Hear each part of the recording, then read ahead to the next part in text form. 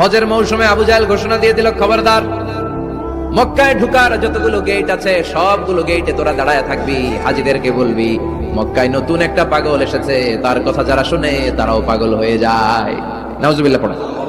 তার কর্মী বাহিনী হজের মৌসুমে বিভিন্ন গেটে পাঠিয়ে দিল, মক্কায় ঢুকার হাজিদের যত গেট, বিভিন্ন দেশ থেকে হাজিরা আসবে, কর্মীদেরকে বলে দিল তোরা বলবি এই এলাকায় নতুন এক পাগলের আমদানি হয়েছে, নাম মুহাম্মদ, পড়েন নাউজুবিল্লাহ। যারাই এই মুহাম্মাদের কণ্ঠের তেলাওয়াত শুনে তারাও পাগল হয়ে যায়। আদেশ অনুযায়ী কর্মীরা মক্কার গেটে দাঁড়িয়ে দাঁড়িয়ে হাজিদেরকে বললো, হাজি সাহেব হজে যান, জমজম খান, খেজুর খান, হজ করেন, সমস্যা নাই, কিন্তু নতুন এক পাগল আসছে, এই পাগলের নাম মুহাম্মদ, এই পাগলের কাছে যারা যায় হেরাও পাগল হয়ে যায়।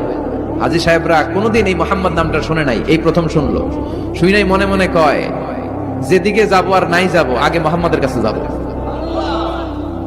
সবার আগে কার কাছে যাব? কারণ মানুষের একটা অভ্যেস হচ্ছে আল ইনসানু হারিসুন আলা মা মুনিআ, মানুষের যেটা করতে নিষেধ করা হয় বেশি ওইটা মানুষ করে বেশি। মনে মনে হাজিরা বলে তোমরা নিষেধ করছো তো অবশ্যই যাব, দেখি মুহাম্মদটা কে। তার মানে আমাদের বিরুদ্ধে অপপ্রচার করলে এটা আমার পক্ষের প্রচার হয়ে যায়। সুবহানাল্লাহ পড়ে।